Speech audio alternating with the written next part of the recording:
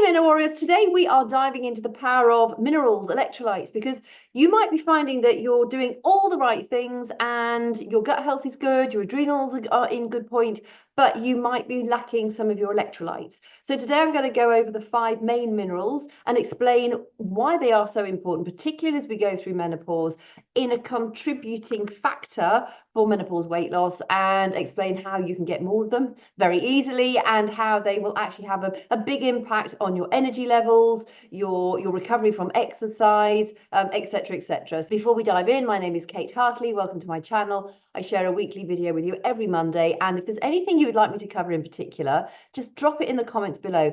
In the description box there is a free support group. It's Thrive and Revive Facebook group. It is the group that I run. It's my own private community, and you're very welcome to join us in there if you would like to. This month is all about meal prepping and meal planning and recipes. We're doing sugar detox in January. We've got adrenal health February, gut health March. We've got so many things, non-toxic living, how to improve your sleep. So it's all really focused around those things that most of us struggle with often. And it's a free group. There's free workouts in there too. So if you'd like to join us, click the link in the description and I'd love to welcome you into my community. So firstly, we are electrically charged beings, and we need electrolytes in order to enable that electric charge to happen. Think of electrolytes as your body's tiny electricians. They power everything from your muscles to your metabolism. The 5 key ones are sodium, chloride, potassium, magnesium, and calcium. And these minerals, they help regulate metabolism, fat burning, water retention, and they're actually really key in enabling you to lose weight healthily in menopause, and I'm going to be diving into that in much more detail in just the next few minutes. So firstly, our bodies need electrolytes in order to create energy. Magnesium, for instance, has over 300 biochemical processes in the body. It's really, really important. One of those biochemical reactions is the production of ATP. ATP, adenosine triphosphate, is our body's energy source. That's where we get our energy from. ATP is like your firelighter. Without those firelighters, you don't get the fire started. Well, the same applies to us. So when your levels of electrolytes are low, you're not providing enough, or you're not generating enough ATP energy in your cells, which can then slow down your metabolism, or it will actually slow down your metabolism.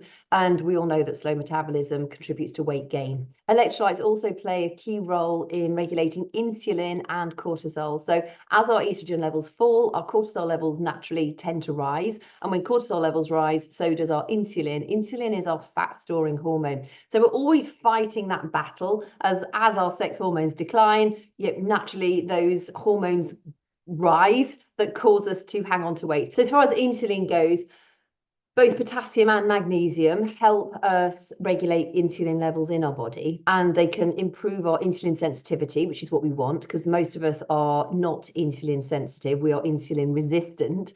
And so when we've got good levels of potassium and magnesium in our bodies, it enables us to shed fat more effectively. And then when you're under stress, like the vast majority of us are, even going through menopause is a stressor on the body because of the changes in your hormones. Again, another reason why that cortisol level rises. But when we have raised levels of cortisol, it affects our sodium levels. It also affects our magnesium levels. So if we can be mindful of that, we can make sure that we're eating and drinking the things that are going to help to promote us to hang on to those electrolytes, rather than eating things and drinking things which actually might be causing us to actually use up more of those electrolytes than we actually want to do. Also, just know that cortisol does contribute to that rise in belly fat. We have 4 times the amount of cortisol receptors around our belly than we do in any other part of the body. So while our cortisol levels are naturally rising through menopause, again, when you can reduce your stress or you improve your resilience to stress, because stress is always going to be out there, and we live in a very, very chaotic world at the moment. We cannot eradicate a lot of the stress that affects us, but we can build in resilience.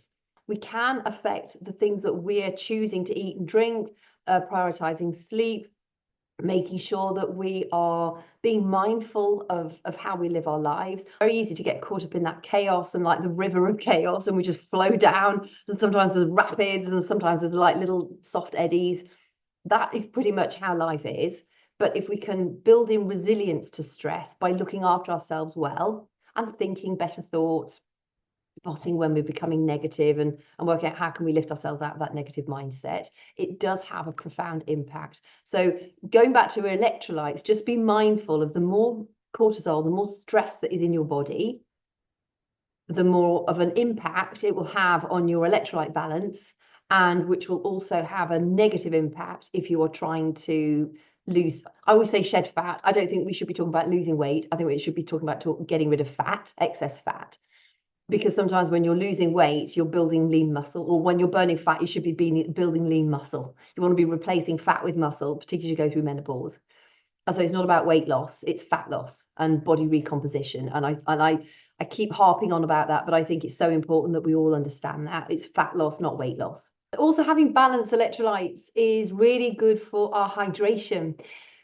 So, and I preach this as well. It's like, make sure you drink half your body weight in fluid ounces of water a day. So your body weight in pounds, half of that in fluid ounces. So if you weigh 140 pounds, you want to be aiming for 70 fluid ounces of water a day. However, too much water will strip your body of electrolytes as well.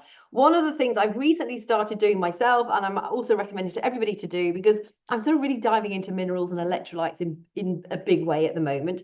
It's just in the morning, I have a large glass of warm water with the juice of a lemon or half a lemon, and I'm adding a little bit of Himalayan rock salt into that in the morning now.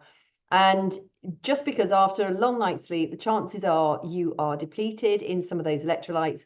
And the salt, okay, of course it's sodium, but Himalayan rock salt also is very healthy with potassium. I know I will go into the details of Himalayan rock salt in a minute, but just be mindful if you have, like, you start your day off, ideally you are with a large glass of warm water, maybe with apple cider vinegar, you choose. I sometimes do that instead of lemon juice. Add a sprinkle of good quality salt into your water, or if you have like a raw organic cacao, or if you drink coffee, you know, maybe have like a little turn of salt in that as well.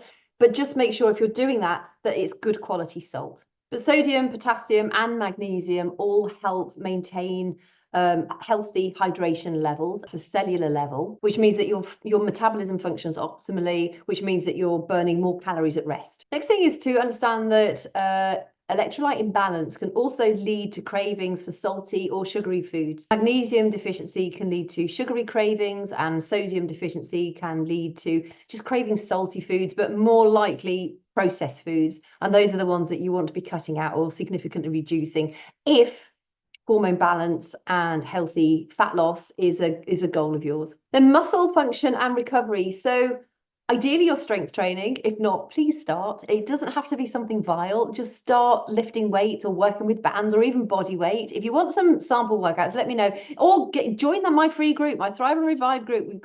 I put together a 4-week fitness challenge in there last week, and it's loads of strength training workouts. They're all sort of mainly beginner to intermediate level, and I think you'll really, really enjoy them. So, you know, get started with some strength training. It is so important for your bone health, your muscular health, your mental health, your digestive system. So do not just think it is about having biceps and like a lifted bum. It's so much more about your longevity and healthy longevity, living optimally as you go through your menopause and beyond. But potassium and calcium are absolutely vital for muscle contraction, and magnesium helps with muscle recovery. It helps to prevent cramps, as does potassium and also sodium. So just know that I know when my electrolyte levels are a bit low, because I get cramp in my feet at nighttime in bed. So it is an indication. And since I've actually been having my salt in the morning, I've not had any of those cramps. And I've actually been really active recently. A few days ago, I climbed a mountain. The day before that, I went for a very, very long hike in the mountains. And my muscles have been fine. And in actual fact, my calf muscles, my knees, everything has felt really good, despite the very high climb the other day in pretty treacherous conditions as well. So yeah, I do think because I'm becoming more mindful about my electrolytes, it is really having a positive impact on also how I feel. I'm actually feeling a bit more relaxed and calm as well. So give it a try. I mean, it's one of the easiest things you could do is just be mindful of your electrolytes. So electrolyte balance in menopause specifically. Menopause increases your risks of imbalanced electrolytes due to the falling estrogen levels, which can affect how your body retains sodium and water. Increased sweating, of course, can lead to a depletion of sodium and potassium. Increased stress, because as estrogen falls, cortisol rises. That can lead to a depletion of magnesium and sodium. And the vast majority of us are good at drinking water, but just water without adding electrolytes. And sometimes we actually might need to be adding those electrolytes, particularly if you eat clean and you prepare your own food at home. I have to make sure I'm eating enough salt throughout the course of the day. Ideally, we want about a teaspoon to a teaspoon and a half of salt every day. But if you do prepare all your own food at home, you might actually be a little bit deficient in sodium. So again, since I've become really ninja at making sure I'm eating enough salt, my episodes of cramp are going down, and I am just feeling more calm. And I think it's having, I think just being mindful of my, even just salt intake is having such a profound impact on how I feel overall. Plus, I have been through probably one of the most stressful periods, bar my divorce and my dad dying, in my life. And for about the last 18 months, it's pretty ropey. But recently, it's suddenly got just so many really important bad things happened on top of each other. And there's still a few pretty tricky things going on. So I'm not out of the woods yet, but somehow I feel, I don't know, I feel more peaceful.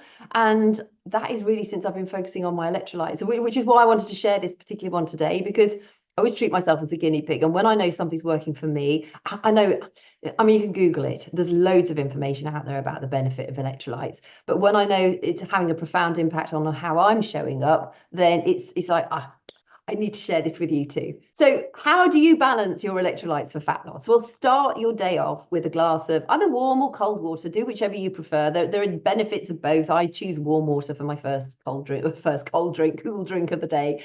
And I add normally the juice of half a lemon. It might be the juice of half a lime. It might be a bit of apple cider vinegar. And nowadays I'm adding a good of Himalayan rock salt into that drink as well. The reasons for that, it replenishes your electrolyte balance. If you're using lemon or lime, you're going to get a burst of obviously vitamins, but also potassium, the sodium from the salt. If it's good quality salt, you're also going to be getting trace minerals from the salt itself. And it also boosts your hydration. It gets your metabolism kick-started after a night's sleep. Even if you're not sleeping very much and you drink water throughout the course of the night, as do I, by just starting off with I always start off with at least probably 2 of those a day. I have one with the lemon juice and the salt, and then the second one is just normally a warm glass of water. And then I have my cup of raw organic cacao, which I also add some ground cinnamon to, because cinnamon is incredibly good for your gut health. So I feel like, and also it's cacao is high in magnesium and potassium, so I really feel like I'm getting a great sort of boost of minerals and electrolytes first thing in the morning. Also, just incidentally, on the raw organic cacao, there have been quite a few studies out there recently showing the connection to a reduced risk of Alzheimer's for people who have 1 or 2 cups of raw organic cacao in the morning. Well, or during the day. I don't think it actually matters when you drink it, but that's when I tend to drink mine. So be mindful of that. There are a few like common foods that you can incorporate to make sure that you're getting those electrolytes that way too. So firstly, with potassium, avocados, bananas, sweet potatoes, oranges. I mean, if you eat a wide range of fruits and vegetables, you should be getting enough potassium. But I always try and eat as many green vegetables as I can, because also they're good in magnesium and calcium. Just make sure, ideally, if you're eating a wide range of fruit and vegetables, you should be absolutely fine for your magnesium, your potassium, your calcium intake. By the way, people say to me, oh, it's all right, I eat a banana every day for my potassium. It's just like you'd have to eat between 11 and 14 bananas to eat the daily required amount of your potassium. So while a banana is a good starting point, you're not going to eat another 10 or 11 or 12 of them. And make sure that you're getting potassium from a wide range of fresh fruits and vegetables. Magnesium rich foods are dark chocolate, sort of 85% plus. Oh, I love dark chocolate. Nuts, seeds, so cashews, almonds, pumpkin seeds, lots of leafy greens, because they're so good for us anyway. And the fiber in the leafy greens is a really good prebiotic to help your gut health, to help feed the probiotic. So, again, if you're eating a wide range of fruits, vegetables, nuts and seeds, you're likely to be getting enough magnesium. Calcium rich foods are, obviously dairy is associated with calcium, but I would go so far as to say that is that even a better calcium if you eat lots of leafy greens. And of course, things like sardines are really good for you. Sodium is an easy one. That's just like adding extra good quality salt into your diet. And I haven't really spoken much about chloride, but chloride you're likely to be having enough chloride. Again, fruits, vegetables, some salts. It's in processed foods, cheeses. So chloride you're not likely to be deficient in, but it is a key electrolyte as far as maintaining homeostasis within the body. As far as salts go, I often get asked about, is what's best? Is it Malden sea salt, Celtic sea salt, Himalayan rock salt? They all have different properties. Himalayan rock salt has its pink color due to the iron ore in the area where it's mined from. The Celtic sea salt, Malden sea salt, that again, they all have slightly different amounts of different minerals. But I think on the whole, if you're going for a good quality salt, that is the most important thing. Just don't buy your bog standard cheap table salt that you can buy from the supermarkets, because it's depleted from anything good and it's only probably going to cause you negative impact in your body. So it's definitely worth investing in a good quality sea salt. But I have the Himalayan rock salt. I love it. I love the color of it. I know it's full of really good stuff. But in actual fact, I bake with Malden sea salt. So, see what you have in your cupboard and make sure you're using that. But just avoid the cheap salt. Do invest in a decent quality salt. Should you take an electrolyte drink? The jury's out on that. A lot of electrolyte drinks are literally so high in sugar, so they're an absolute no-no. I do have a couple of electrolyte drinks that I drink when I am doing a heavy duty strength training session. One of them has got quercetin and beta alanine in, and that helps me get more out of my workout. And green tea is a green tea extract. And the other one is a muscle recovery drink, and it's got high levels of potassium and protein and the various electrolytes as well. So I find that those help me when I'm doing a heavy duty training session. And, if I'm doing like a 6-day-a-week one and it's pretty challenging, I will make sure I have my drink, my pre and post workout drinks. But I don't think they're absolutely necessary at all.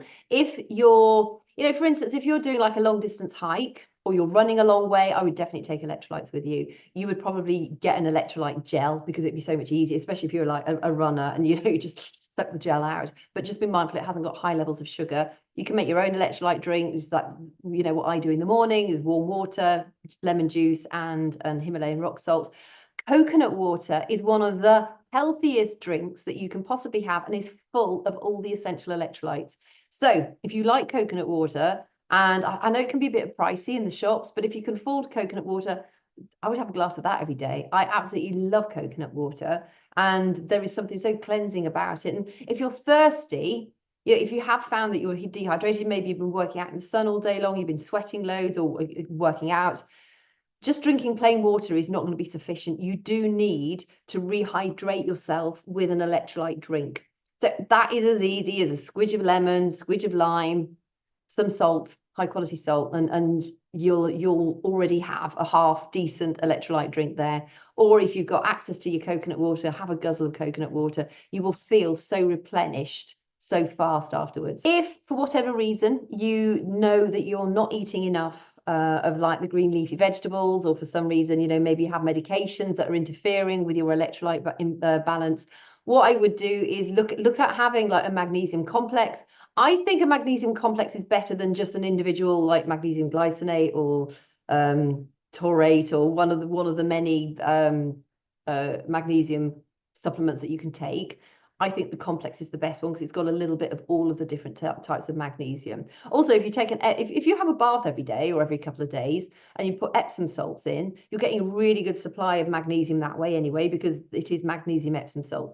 Potassium citrate. So, if you're a dancer, if you're an athlete, and you're, maybe you're a student and you haven't got the time to, shop and cook all the green leafy vegetables that you ought to be eating, I would suggest getting a potassium citrate supplement just to make sure you're ticking those boxes, because otherwise your immune system's going to start to falter. You're going to be catching all the bugs, the viruses, particularly over the winter months, and you'll struggle with the energy levels as well.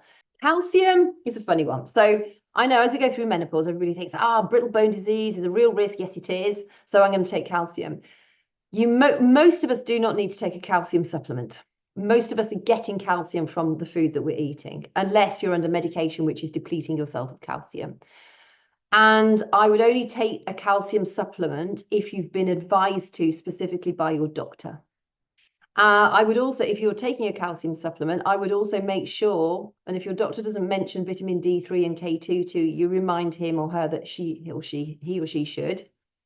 Vitamin D3 from the ultraviolet light, we absolutely need that in order to synthesize calcium in the body effectively, as well as massive other processes. Vitamin D3, ultraviolet light is just so important. So if you don't get an awful lot of that, take a vitamin D3 supplement. But you want to combine it with a K2. Have I got mine here? What's that one? Here you go, vitamin D. I know it'll be back to front on the screen. Can you see that? Vitamin D3, K2 supplement. The reason you want the K2 supplement is because we only want calcium in the right parts in our body. So we want it for our nerve impulses. We want it in our bones. We do not want it in our lungs and in our arteries. But if you're not taking a K2 supplement and you're taking calcium and you don't really need to take calcium, you're risking clogging up your arteries. So be really mindful about taking calcium if you've not actually been advised to do so. And if you are taking calcium, I mean, double check with your doctor, but I would also make sure that you're taking vitamin D3 and a K2 supplement with it as well. So talked about a little bit about how stress depletes our electrolytes, particularly magnesium. Be mindful of having a stress reduction way of existing. Mindful breathing, meditation, if you can do that, time out in nature, adaptogen herbs. And in actual fact, in my group, I have literally just created a guide about adaptogen herbs because I'm just going to go on over this very, very briefly because this might be you as well. There's a lot in the media about the power of adaptogen herbs, and I literally swear by them. I've been taking an adaptogen herb supplement for the last 7 years. I love it. Unfortunately, I can no longer get access to that in the UK, well, as of the 4th of December, because the company that I was affiliated with is no longer operational in the UK. However, I'm on the lookout for a really high quality magnesium adaptogen herb blend that I can use as a supplement, as you know, just to replace the one that I'm no longer going to have access to. In my search so far, I have not found one because the vast majority of adaptogen herbs are being mass produced below vegetation line. And I've found some wonderful companies with some beautiful about us stories, and it makes you think, oh, I really want to support that company. It's pretty good value, but the adaptogen herbs are not being grown in the environment where they become adaptogenic, as it were. So there is a little bit. Some people say, well, if we've got the genome, you know, if we've got the right genes, we've got the right sort of blueprint, you can pretty much grow, you know, you can take the gene from the one right up the slopes above the vegetation line, which is struggling to survive in a very stressful environment, which is what makes it an adaptogenic herb, and bring it down to ground level and mass produce it. Not really, because it's the environment that really has an impact on those adaptogen herbs. So because they grow in such harsh environments, they adapt to the stressors around them, which is what gives them their impact, the health benefits to us when we have them. So I would, and then the guide that I made today, I mean, if you join my group, you've got access to that guide. It's in there. Go and have a look in the files section for the adaptogen herbs guide. I go over all the main ones that I take, plus a few others that, you know, are sort of common knowledge out there. Just make sure if you're taking adaptogen herbs, and I know it's hard because you might have thought, oh, that looks such a lovely blend and I really enjoy it and it's good value and the ethos of the company is wonderful. Email that company and ask them specifically, where are the adaptogen herbs grown that they are using in their blends? And a lot of them, I've been doing this, and a lot of them don't answer me directly. And that to me is like, well, actually, we're mass producing them at ground level. There's also a lot coming in from China that are also mass produced. So just be mindful of that. I'm not saying don't use adaptogen herbs. I think they're brilliant. And like I said, I'm actually looking for a good blend myself. But I want to make sure there's no point in me having them if they're not full of the stress handling compounds that they're supposed to be full of. Because that's why I'm having them. I might as well just go and eat a healthy diet otherwise. So make sure if you're using adaptogen herbs like ashwagandha, lion's mane, ginseng, maca, reishi, schisandra, astragalus, maytake. I'm just trying to think of the common ones that you might be thinking. Those are the cordyceps. Make sure that they find out where they're being grown. And you can always do a little bit of sort of research yourself. Where is cordyceps native from? Where is ashwagandha? Where does ashwagandha grow? Where does astragalus grow? where should I get my rhodiola from? Or where would rhodiola naturally grow? And then see what they come back with, because it might save you wasting your money if they're not being grown where they should be. And I know I feel a bit of a killjoy sharing that, but I'm on that position. I'm in that position myself at the moment. I've not yet found that blend of really high quality ones, apart from the one that I currently have a few in stock, but not for long. So I'm desperate to find some more, and there will be more out there. It's just it's there are so many companies jumping into adaptogen herbs, and so it's a bit of like working my way through it. But when I do, I will share it on here. I might even do a whole Menopause Monday on the benefits of adaptogen herbs, and then I can share, where I've managed to find my blend from, wherever that might be. So I'll keep you posted on that one. Just quickly, how to include enough electrolytes in your daily regimen. Start with a glass of water with your lemon or your lime and some high quality salt. Then you could end your day or your evening meal with a square of high quality dark chocolate, over 85%. You could even have as your next drink after your water, your raw organic cacao, which is also going to be full of vital minerals. And then make sure through the day, you're eating your green leafy vegetables, your nuts, your seeds. As a snack, have a handful of nuts. Maybe put seeds on top of your cereals. If you have like oats and granola for breakfast, make sure, and yogurt, have some pumpkin seeds on top of that, your sesame seeds, all sorts of, seeds and nuts on the whole are really, really good for you. Avocado, put some avocado on your meal. Eat a banana as a healthy snack. Just be mindful of eating lots of different sort of food sources that are going to help you hit your daily electrolytes. And it's not that hard. We don't need masses and masses and masses of them. Yes, a banana contains a small amount of potassium, which is why you'd need to eat 11 to 14 of them to eat enough potassium, but you're going to be able to get a lot of potassium out of other food sources. So focus on those that I've shared with you today. And just sort of guidelines if you might be electrolyte imbalanced.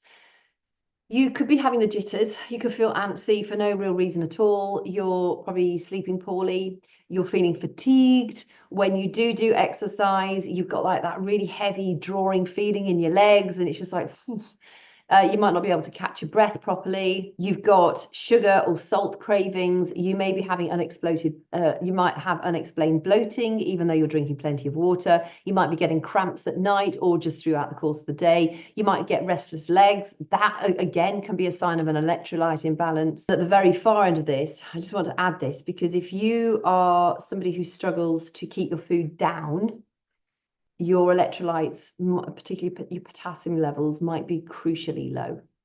And you won't know that until you might have a fit or you might lose consciousness. And just understand that seriously low potassium is really crucial for your heart rate. So I also just say that as a caveat, just in case, because I know there are lots of eating problems out there. This isn't like pointing the finger at all, but I want you to be mindful of it if you're one of those people who does struggle to eat and then keep it down. Be mindful of your potassium levels in particular, because it can be life-threatening when they get very, very low. So just in conclusion, I hope you found that helpful. If you did, please give it a thumbs up. And if you've not done so yet, subscribe to the channel. But electrolytes are a really vital part of just normal everyday life. And I blame it on the food industry as to why we might all be struggling to get the right amount of electrolytes in. If you are eating and drinking a healthy diet, avoiding too much alcohol, because that can strip you of your electrolytes, avoiding the sodas, because those strip you of your electrolytes and also cause osteoporosis to come in even faster. You pee out calcium from your body when you're drinking foods like drinking drinks like sodas, not soda water, so not sparkling water, but like flavored drinks. You are doing yourself such a great disservice. So you might think, oh, it's zero sugar, it's just got artificial sugars. Just drink water, or find a healthier option, coconut water, raw organic cacao, and just let it cool and have a cold, nut milk organic chocolate drink. I mean, that would be delicious. If you're feeling fatigued, if you're getting the cramps, if you're getting the twitchy fingers, restless legs, just be mindful. It might well be that you just need to add a few more fruity, leafy, a few more fruits and leafy vegetables to your food, nuts and seeds, dark chocolate. That's always a win. And possibly reducing alcohol levels and soda drinks. So thank you so much for your company. And if there's anything you would like me to cover in a future episode, just drop it in the comments below. Or if you come and join my group, then let me know in there. And I hope you do, because it'd be a really nice opportunity to get to know you better, because it's just a little bit sterile out here on YouTube. So anyway, I will leave you with that. It's been lovely to have a chat with you, and I look forward to seeing you again next week.